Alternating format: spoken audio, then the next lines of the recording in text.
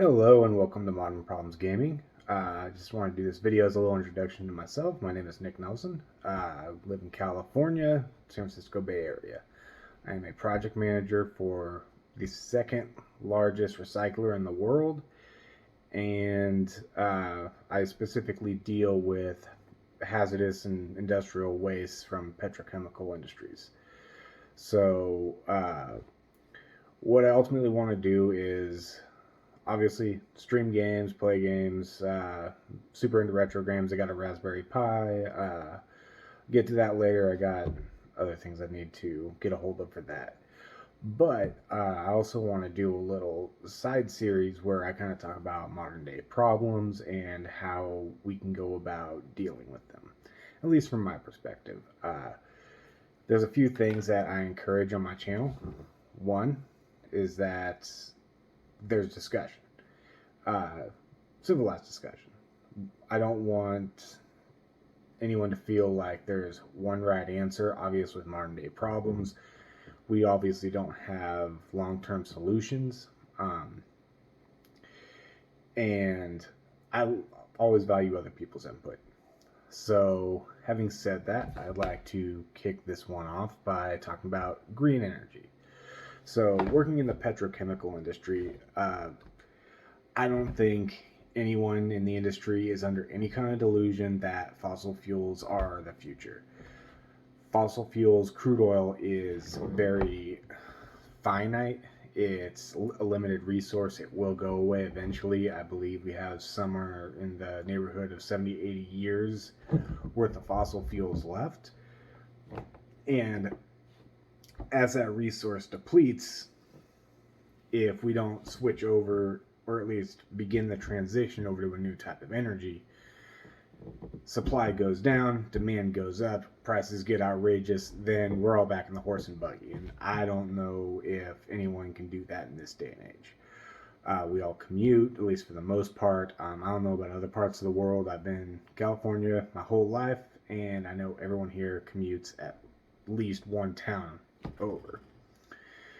So, horse and buggy is not the most effective way to get around. A lot of us, especially in my industry, are on the road an hour or more every day just to get to work and then an hour plus to get home. So, green energy. So, we have electric cars, we have solar energy, wind energy, hydroelectric energy, and nuclear energy. Of those, what I kind of want to talk about today, and I'll get into the other ones as well and do a whole thing on them, is electric cars. So, in theory, fantastic idea. No fossil fuels, zero emissions. However, there's some hangups that I in particular have in that these cars are powered by batteries, lithium ion batteries. Now, all lithium ion batteries are a little different. They have a slightly different composition. Obviously, they have one thing in common where they have lithium. There's plenty of lithium in the world, but again, it's a finite resource. We don't have a way to synthesize it, at least in this current point in time.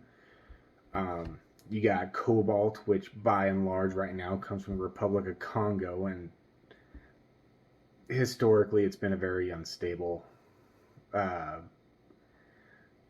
source to gather from. There sometimes have civil wars, whatever the case may be, right? So, what's the solution? Really isn't one right now. You got to figure with all these metals, a lithium battery can have a long lifespan, but it does have a lifespan. It will eventually need to be replaced. When it's replaced, you can do some amount of recycling on it. However, there are hazardous metals in it. Again, lithium, cobalt, magnesium, etc., that have to be dealt with. On top of that, we still have plastic casings on batteries. Now, most plastics are a byproduct of fossil fuels. During the refining process, when the cracking, or when the crude oil goes through the cracking process and separates into its different forms, plastic is one of them. It's one of the heavier ends, right? I think the only thing heavier than that would be asphalt. Um, so now we have to figure out what are we going to do about plastic. Okay, so there's other ways. I mean, hemp plastic, maybe we'd have to experiment with that a little. I'm not entirely sure how um, uh, anti-conductive that would be. It can't be conductive. You don't want it to conduct electricity. The only thing you want conducting electricity are the terminals that your wires attached to. You have the battery acid that has to be dealt with. So we have the second problem in that it's fairly new technology. We go back to the fossil fuel thing. When fossil fuels were brand new, there was very little long-term research done on the fallout that would eventually happen. Now, don't get me wrong, we've come very far with fossil fuels. Okay, so we hear about green gas emissions and CO2 and pollution and all that, right? And then you kind of figure that the graph kind of goes like that. Not really. So when it first started, it was bad, and it was a very steep climb, and that's what ultimately destroyed the environment. But over time, that curve started to flatten, and even started to come down a little bit. Working on the refinery, we have very few emissions that come out. A lot of people see what they think is smoke billowing out of the refinery, big white clouds coming out. It's just steam. If you see white stuff coming out of the refinery, it's coming from cooling water towers. It's basically super boiling hot water that's brought from the units through from the process where it superheats this crude oil in order to separate it into its individual parts and brings it back, cools it down. During the cooling process, it lets off a ton of steam. A lot of people get freaked out by that. If you ever pass a refinery, it's nothing. Don't worry about it. It's just water vapor. So when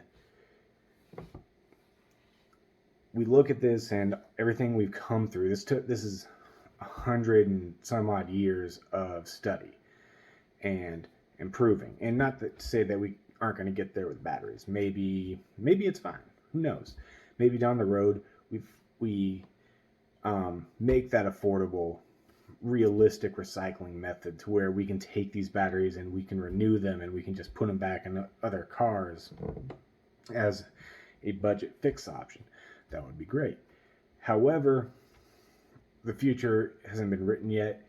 We are definitely in the process, but that doesn't mean we're going to succeed. So always something to keep in mind is that we do not have the long-term data that we have with crude oil. And again, having said that, the basic principle of matter is that matter can neither be created nor can it be destroyed. It exists, it can be converted, but taking an atom and forcing it to be another type of atom is incredibly difficult. It takes an insane amount of energy to create that process. It is not viable at the moment. We can't just make elements. Lithium is an element. Cobalt is an element. Magnesium, element. They exist, and they take years and hundreds of thousands and millions of years in order to become what they are. Gold is another prime example. Gold is an element on the periodic table. It is a soft metal, and it exists naturally. Good luck finding it, because we took it all. I mean, you can maybe find some flakes here and there, but it's effectively gone. We mined it all up. We used it. It's on your jewelry. It's in treasuries. It's not in the ground anymore for the most part. So we could very easily do this with lithium. Right now, it doesn't seem like a problem. We're mining lithium and cobalt on a much smaller scale than we could. If we take this electric car deal and we try and globalize it and have it replace the fossil fuel, that might create issues. There could be supply chain issues. It's just, I don't think we're there yet. I think we need to get there. I think it's a fantastic idea, but right now, flipping a switch, probably not going to happen. Um, Now, having said that, if so, let's assume for a minute that we don't come up with a recycling option. All we can really do is just get rid of it. When you toss something like plastic or a metal or something like that that's inherently hazardous and can't just be thrown in the trash or melted down or turned into something else, it goes in a landfill.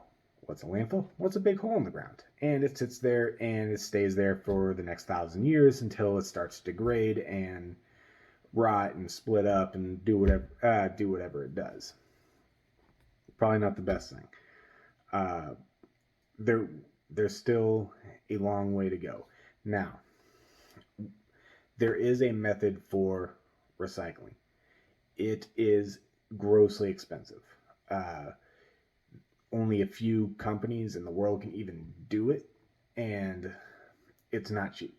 Usually, they can take battery casings and they can replace battery cells in it and they can refurbish it and sell it again. But the cells that are bad or it just won't work, someone cracked it, someone blew it up, it melted, whatever, there's no saving it. It has to go in the trash and it's going to live in the ground for God knows how long.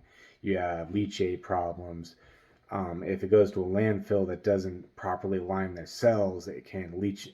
All those toxic substances can leach into the ground and get to your groundwater. Groundwater goes to your rivers. Your rivers go to your faucets. So there's a lot of fallout that can come with this that I think that we're probably not talking about some of the stuff we should. We're talking about pollution. We are talking about having a finite energy source and trying to change to something renewable. But there's a lot that goes with that. So that's the kind of stuff I want to talk about is those side conversations. Maybe bring a little light to it. Have a side discussion. I want to talk about more than just green energy. I'm not too political. I'm not trying to start. I'm not trying to ruin anyone's dinner, but just some political issues that come up, and maybe having a discussion on what's the best way to solve it, not what's the left way or the right way. Um, Talk about just gaming, what new games coming out. So if you have any ideas or you want to call me a jerk or whatever you want to do, leave a comment. Let me know how I'm doing. Let me know how I can improve. I'm going to attempt to edit this, and it's my first time editing, so be honest, but be kind. Uh, if you like what you saw, smash the like button. Follow me on my Twitter, which is linked below. Subscribe to my channel. Eventually, I'm going to start streaming, so check me out on stream. And thank you, and have a good day.